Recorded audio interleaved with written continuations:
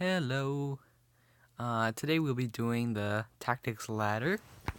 Um, we'll try to climb to, well, I don't know what our rating is. What is our rating? 2119. All right, we'll try to climb to roughly 2145. I know that's been a good goal. Um, but we'll try to achieve it. All right. Here we have, you can see that our structure, black structure, is quite dilapidated. In fact, we're about to lose that a6 pawn. So we might have to focus on protecting it or going on the offense. Right now, I can see that there could be something with maybe rook takes e4, but then rook takes a6 is coming. Maybe we could play king b8, and notice rook takes e4 is nice because we get this queen and bishop combo. And if both occupy the diagonals really nice, then we can have a really nice game. Very clean checkmate. I think rook takes e4, rook takes a6, and then king b8. I think that would work out just fine. Yeah. And then king b8. Notice if we went king b7, that could be a problem because of the move queen c6 forking the rook and the king. So moving here would result in this queen coming here, checking our king, and attacking the rook. So that would be a double attack. So the move is king b8. And now White decides to fork our rook and queen. And that means that we must take this rook. In the process, we won a knight. So this should be nice. Notice it's asking for one more move. I think that move is rook h8 because it is protected by the bishop, and it also forms an attack, a double attack on that pawn. Notice I misused the word double attack there. I'm referring to double attack as two pieces are attacking the same piece. So basically, we're moving our rook here to attack the queen, but we're not really aiming for the queen as much as we're aiming for that pawn protected by this queen. So even if White tries to protect the pawn, we'll take it. So I think rook h8 would be the move. Let me just double check. No checks. Okay, I think we'll go with rook h8. Alright, and bishop takes queen. Notice, actually, White didn't have a very good chance of protecting that pawn.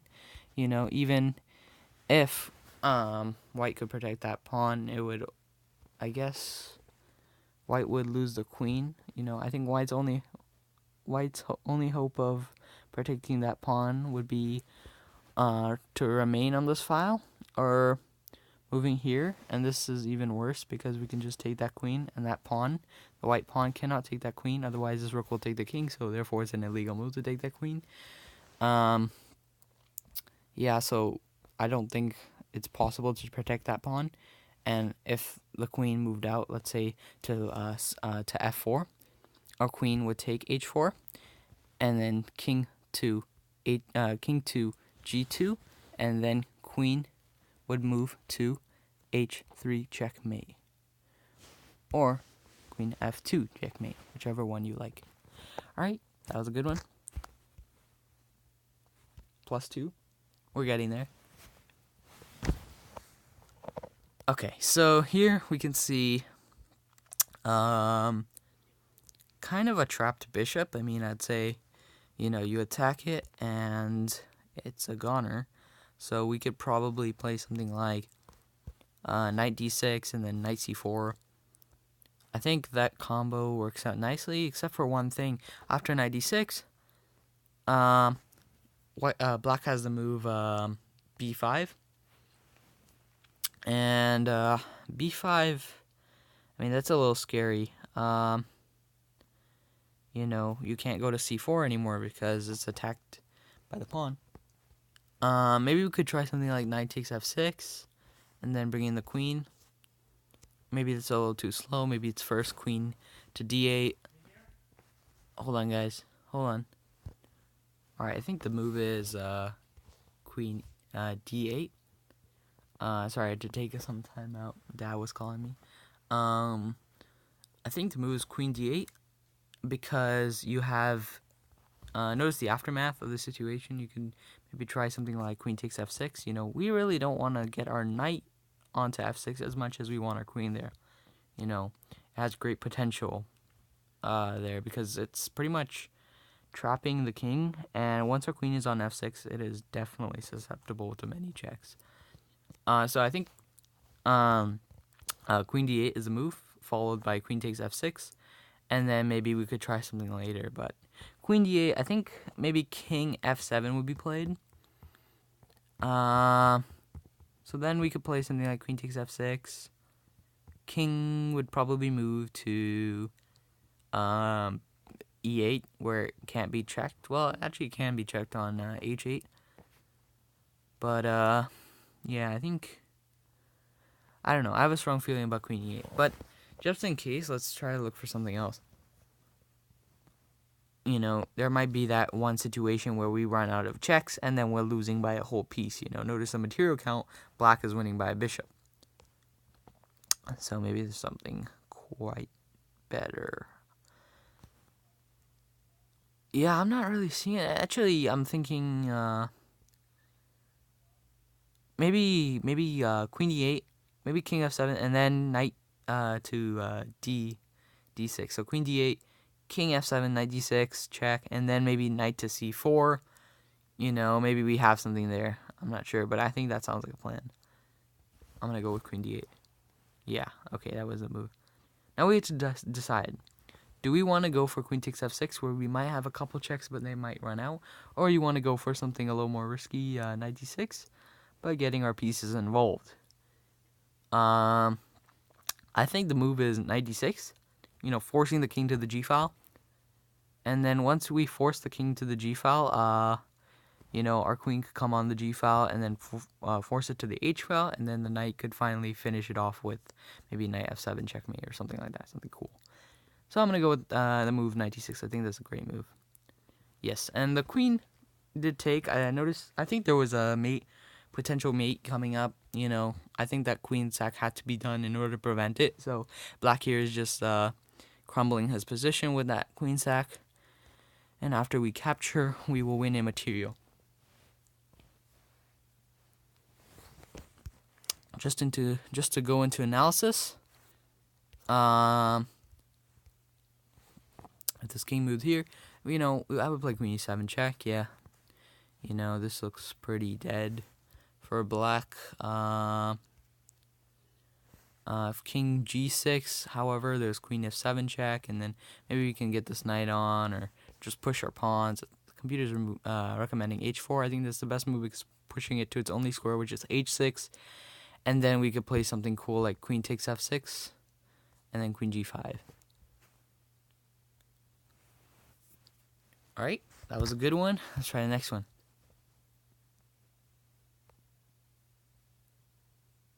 Alright, so here, I guess black is trying to promote. We either have to make this a really nice draw, or we somehow sack our knight for the 2 pawns, and then promote this pawn. That's the strategy. Now notice, if we get our hands, if this knight gets its hands on f6, you could fork the king, and whatever is promoted here, I think that we could probably try either going to d7 or something a little more forcing, more forceful. Knight g4. I think knight g4 kind of forces everything. Notice knight g4 kind of black probably wants to take that knight, and then we could play something like king h6, trapping our king into the edge, and then once black promotes to something, let's say a queen, it's a stalemate. If he promotes to a knight, or a bishop, we could easily sack our pawn and still win the game.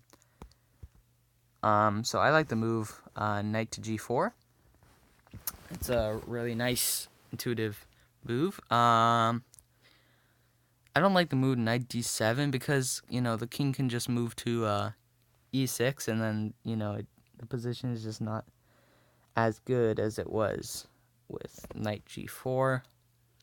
Notice knight g4, and then if black promotes to a knight, that's just a draw. I think the move is knight g4. Yeah, and then king h6. Notice this really nice move where we kind of trap ourselves. Black could try something like push his pawn, but then we just take this pawn, right? And then this would be a draw. This would be, this king, all it does is get to that corner, and it's a draw. And that's very simple,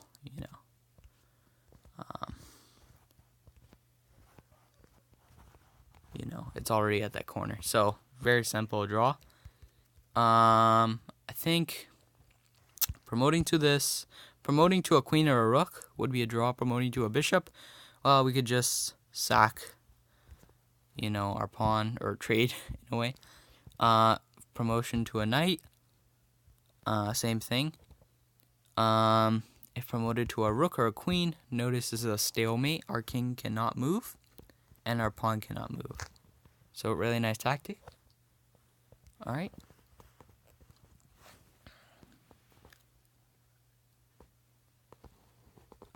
Here I think we have some. It has something to do with maybe something like rook e1. Rook e1 is a really nice move because you're taking advantage of the back rank, right? I think rook e1, king h2, maybe something like I don't know. I'm thinking maybe knight f1.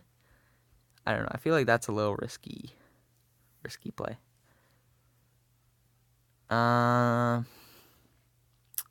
Could try something like well, we have to vision our mate. What do you think our mate's gonna look like? I think our mate's gonna look like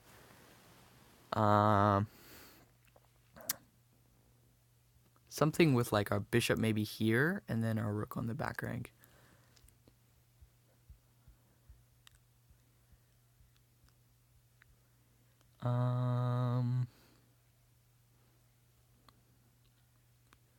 Yeah, I'm not really sure.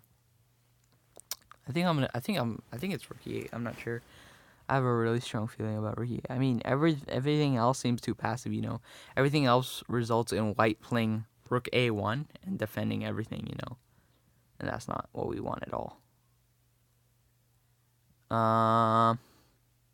We could go for a draw, knight f1, and then knight g3, and knight f1, knight g3, and knight f1. That's a draw. So I think rook e1 sounds, yeah. So now we have to worry about move order. I think this bishop doesn't really have to move. Is doing a great job of defending g3 and g1 simultaneously. I think what we really want to do is move this knight and maybe to f1, forming that discovery. Forming that king to go back to h1. That's kind of forced. And then maybe our knight could probably move to, I'd say, g3, and then king h2, and then rook h1 checkmate. So I think that's the mate. I think that's our mate. There we go. Check, and then checkmate. Yeah. All right, it had to do with a piece on g3. I guess the bishop, but it was actually the knight.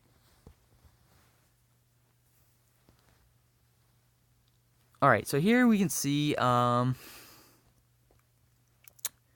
think we have to get advantage of, we have to take advantage of this bishop, definitely. It's really sneaky, you barely see it, but it's manipulating a lot. It's manipulating that square right there on a g1, and this knight that's manipulating the square on h2. And notice both squares are the only squares in which the king can move to, and therefore the king cannot move, you know.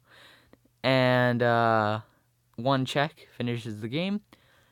How do we check? So we could try something like knight f2, you know, maybe get this rook in action, maybe this rook somehow jumps to h2, or, you know, just a simple check on the back rank. I'm not sure yet. Maybe it has to do with his bishop. I'm not sure. Maybe it's not even a checkmate. Maybe he's just trapping one of these bishops. You know, it would be a funny tactic if it was just trapping a piece. You know. I think I'm thinking knight f2. I feel like knight f2 is good and bad at the same time. You know, you're like allowing white's king to go to f1 easily. Yeah, you know, like through g1.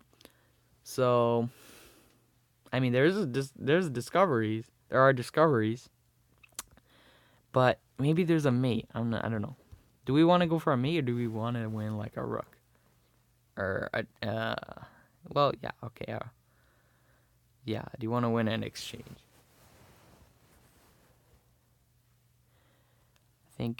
I think an exchange is the best we can do, guys. Maybe it's just a weird tactic. No! There we go. Our goal for today is crushed. Sad. All right. What do we do here? Oh, is it just a simple? Oh my god. Oh my god. Okay.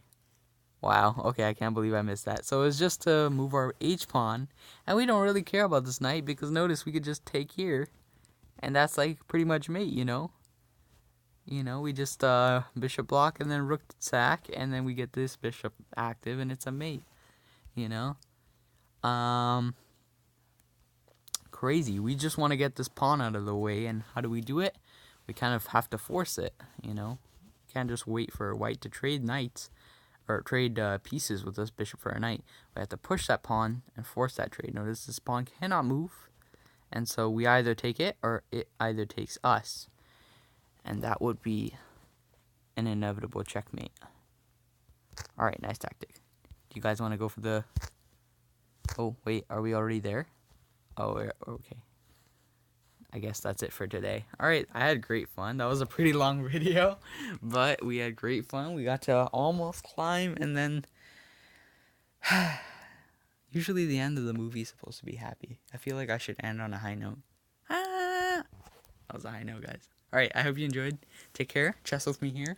I'll see you on the next one. Bye.